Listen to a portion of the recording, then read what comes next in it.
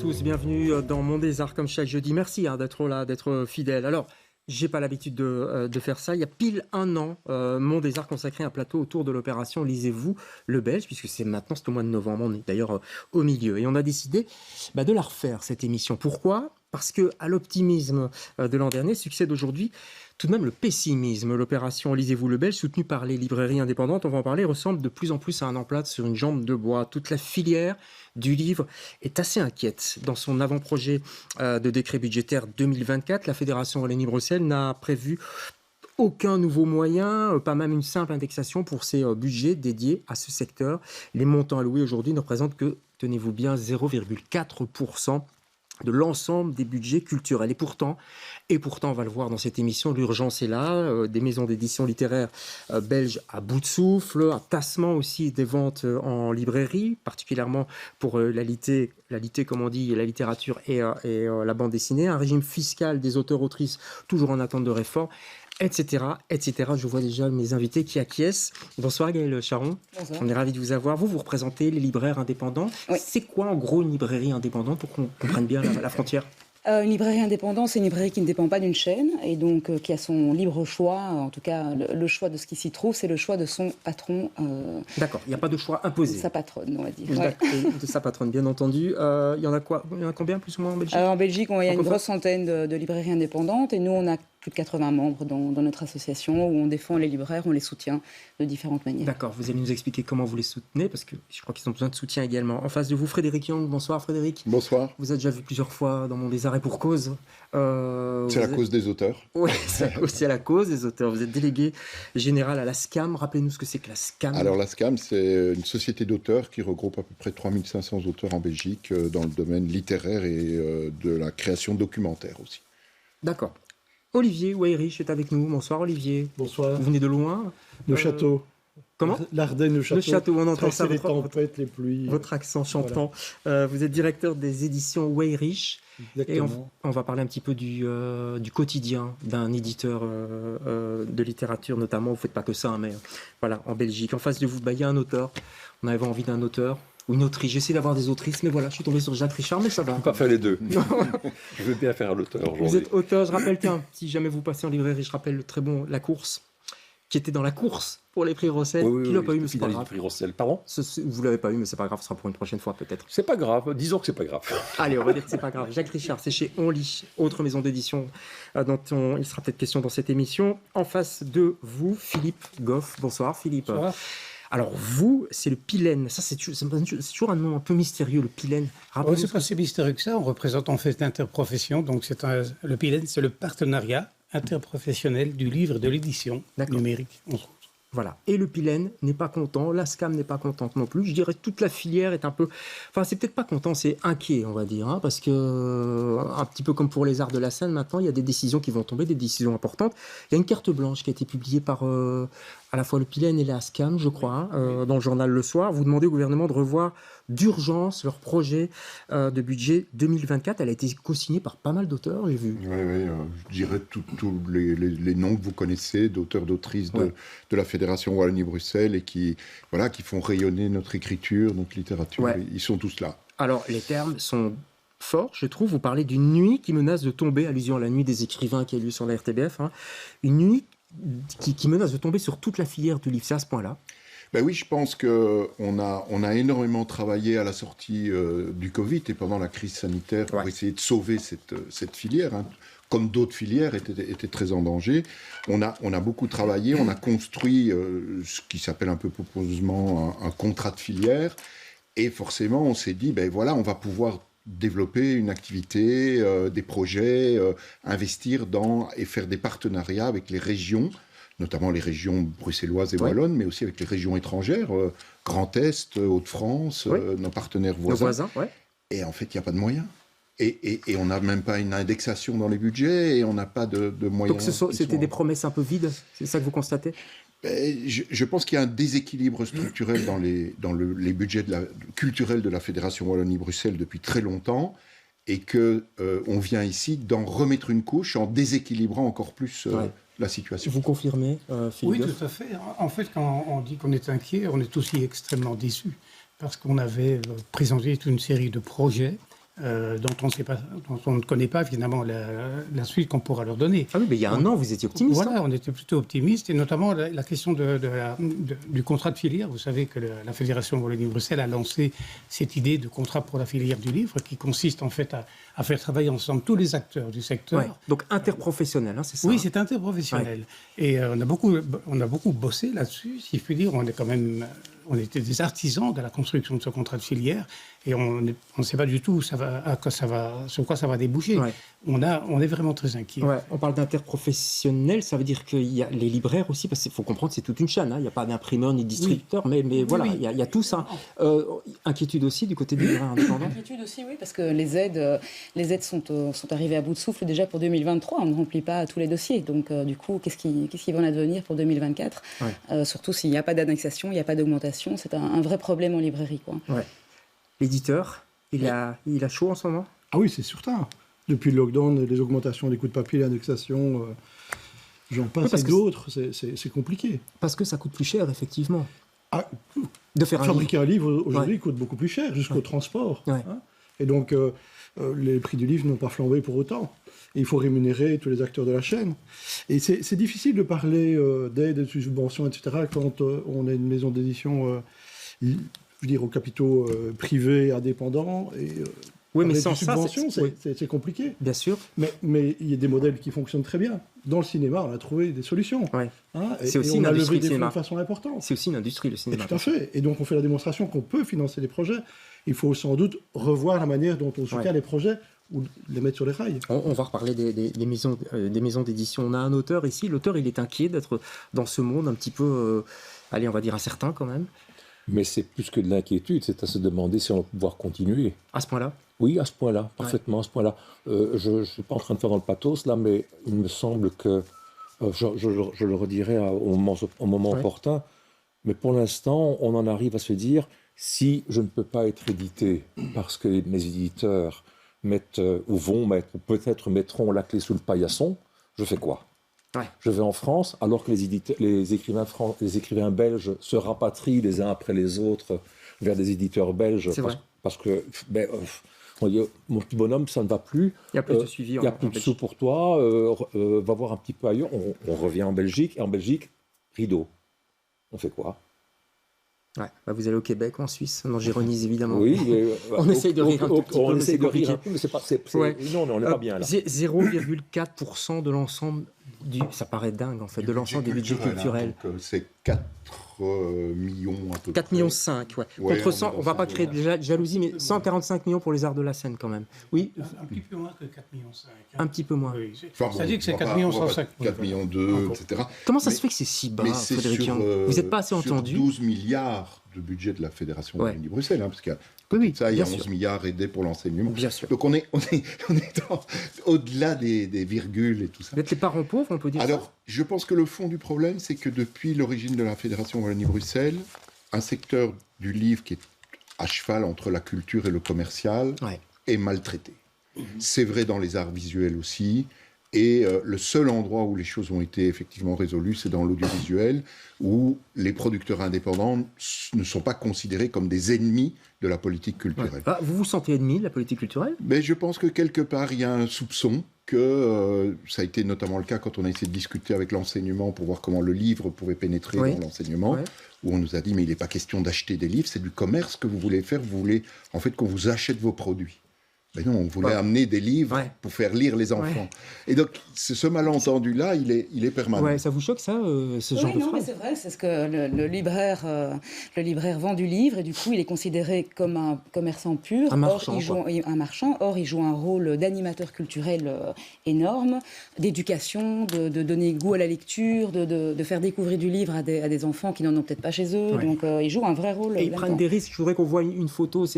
Parce que c'est l'opération Lisez-vous le Belge en ce moment, c'est une photo d'une librairie, une toute nouvelle librairie, s'appelle La Page d'après, que vous connaissez à Louvain-la-Neuve. Ils prennent vraiment le temps d'installer une table, de mettre les livres belges en avant. Donc les libraires font des efforts quand même. Ah oui, bien. Ils prennent des risques. Oui, ils prennent des risques. Et c'est sûr que pour mettre la littérature belge, je dirais l'opération Lisez-vous le belge, c'est la 4e année qu'elle a lieu. Et les libraires sont de plus en plus nombreux à mettre le livre belge en avant. Et ils le font toute l'année, en fait. Je dirais que là, durant l'opération, il y a un petit peu un merchandising, comme on dit, autour de l'opération. Mais comment ça se passe entre les éditeurs et les libraires? C'est une bonne entente? Vous allez les voir, vous discutez beaucoup? Écoutez, je trouve que l'entente est plutôt bonne, oui. Enfin, moi, j'ai connu des années où, on était en perpétuel conflit avec l'association des éditeurs. Ah oui? En fait, pourquoi? oui. Mais parce qu'il y avait une mécompréhension totale, en fait. Je pense que... Mais le marché est très fort évolué et je trouve que les relations avec les associations éditeurs sont excellentes aujourd'hui. Mais nous avons... Enfin, les libraires sont face non seulement aux éditeurs belges, mais également aux groupes français. Ah bien sûr. Et là... Et vous faites bien de dire groupe. Oui, je dis les groupes. Ça change tout, oui. Je dis les groupes parce qu'on a, avec les éditions Grasset, par exemple, aux éditions Gallimard, le libraire n'a pas de relation personnelle. Ouais. Avec ORJ, il peut l'avoir. Avec Gallimard, c'est pas possible. Ça change tout, ça, d'avoir une relation personnelle? Ah oui, tout à fait. C'est ce qu'on appelle aussi de la surdiffusion. Si vous voulez, comme libraire, je pense, aller au-delà de ce que les groupes vous imposent, le libraire a intérêt à prendre contact directement avec l'éditeur pour avoir d'autres informations et établir une espèce de lien personnel. Ouais. Et parler peut-être, oui c'est ça, et parler des auteurs, parce que le plus proche des auteurs, c'est tout de même l'éditeur.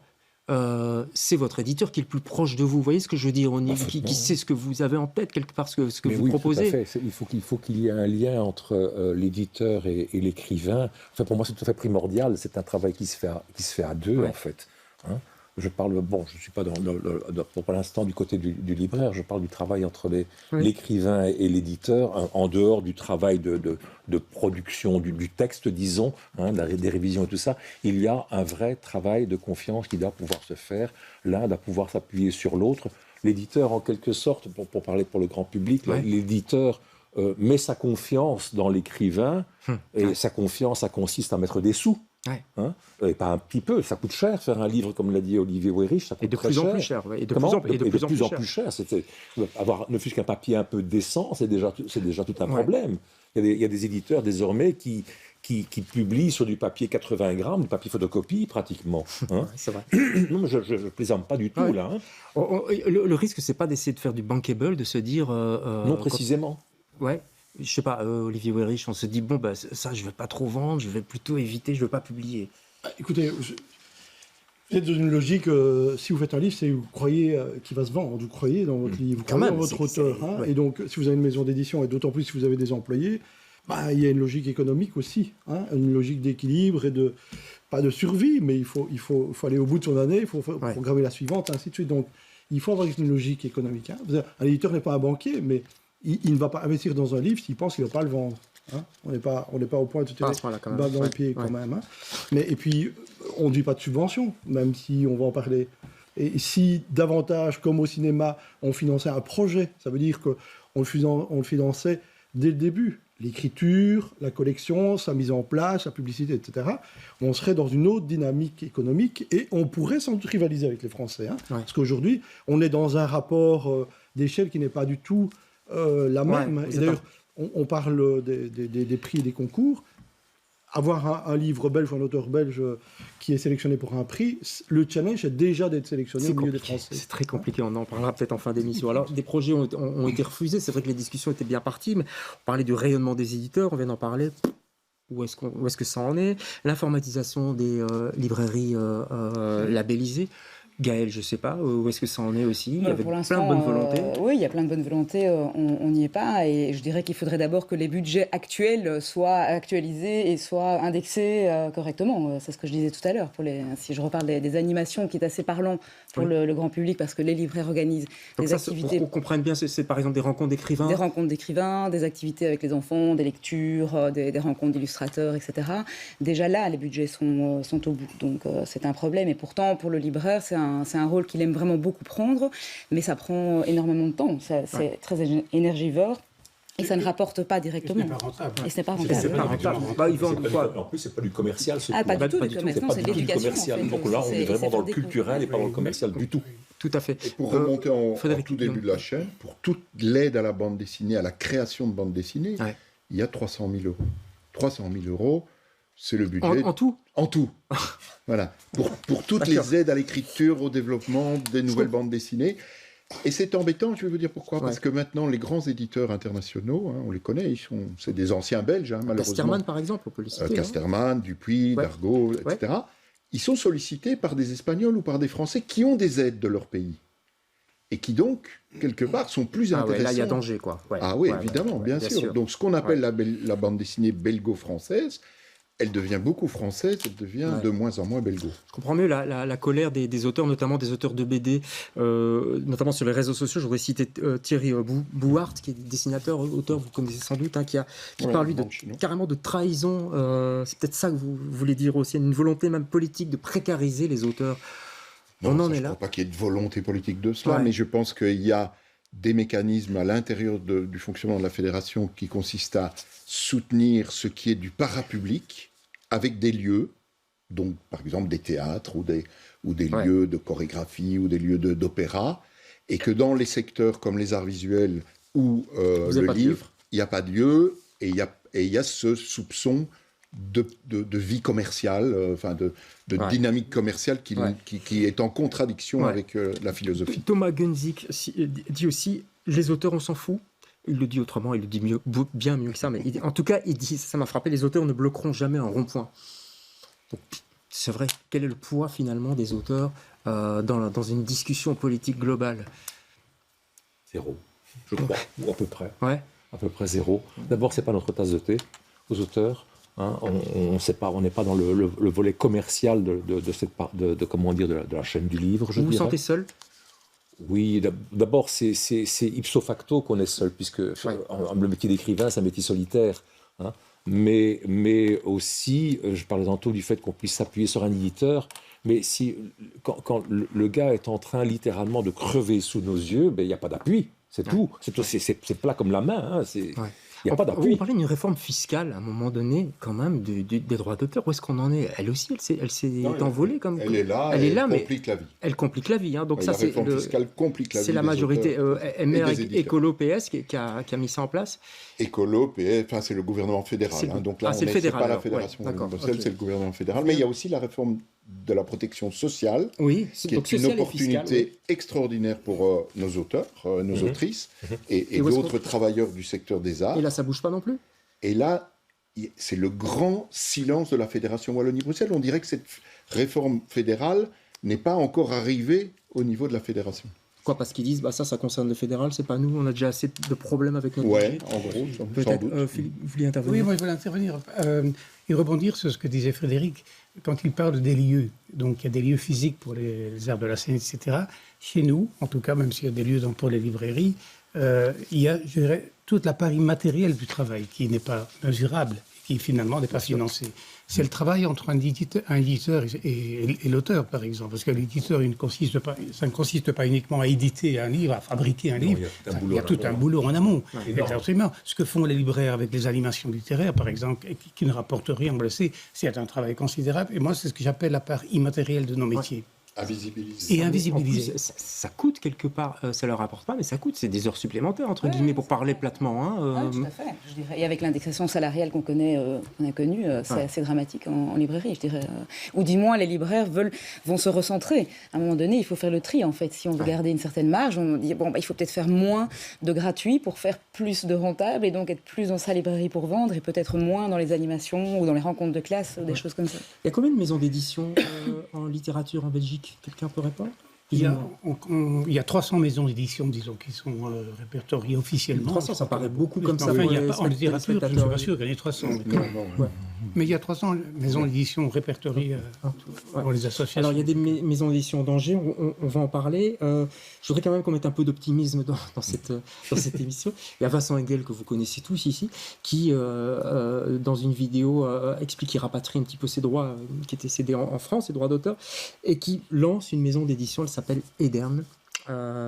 Eden, c'est presque Eden. On va l'écouter, il a fait une petite vidéo à ce propos. Bonjour, je m'appelle Vincent Engel et cela fait plus d'un demi-siècle que j'invente et que j'écris des histoires. J'ai publié plus de 20 romans et recueils de nouvelles. J'ai écrit pour le théâtre et pour le spectacle vivant, pour l'opéra et pour la chanson. J'ai eu la chance de publier dans de grandes maisons d'édition parisiennes, telles Fayard ou Lattès, et j'y ai été très heureux. Une chance, oui, parce que à l'époque déjà, y entrer était difficile. Réussirais-je à être publié aujourd'hui si je débutais ma carrière? Je n'en sais rien, mais ce n'est pas sûr. Le monde de l'édition a changé, et cette mutation n'est pas heureuse. Concentré dans quelques grands groupes industriels qui couvrent toutes les activités, de la fabrication du papier à la vente en librairie, l'édition cherche aujourd'hui la rentabilité pour chaque titre, ce qui est absurde et incompatible avec la création littéraire. C'est une aberration culturelle, économique et écologique. J'ai voulu quitter ces eaux faussement calmes. J'ai repris les droits sur tous mes romans publiés en France et j'ai fondé Edern Éditions. J'invite aujourd'hui à bord toutes celles et tous ceux qui rêvent de publier autrement. Bienvenue chez les corsaires de l'édition.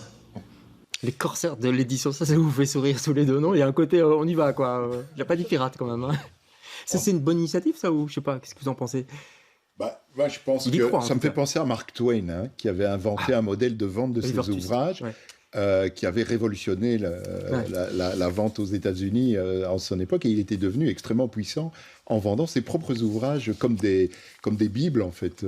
Il s'était inspiré du modèle des prosélytismes. Il y a les livres à compte d'auteur, je ne sais pas si ça... Est-ce que Vincent est dans le prosélytisme de sa littérature? J'en sais rien, mais pourquoi pas? Essayons de voir. Ouais. C'est intéressant ce qu'il fait, parce qu'en fait, il bénéficie de son nom. C'est quelqu'un de connu. Oui. Il serait totalement de sa marque, d'une certaine manière. Ouais. Il serait totalement inconnu, ce serait difficile. Ouais. Ici, alors, il y a des maisons d'édition qui sont en danger, des maisons d'édition littéraire. Vous êtes édité chez Onlit. On l'a dit sur les ondes, cette maison est en danger. Ça veut dire quoi quand on est en danger comme ça? Eh bien, ça veut dire que on peut se demander s'il va pouvoir continuer à publier un livre l'année prochaine. À ce point-là? C'est aussi simple que ça, ou 2, ou 3. Ouais. Hein, il en était, pour l'instant, tout le monde le sait parce qu'on peut suivre son actualité année par année. Il en était à publier, je crois, d'abord 8 et puis 4 livres.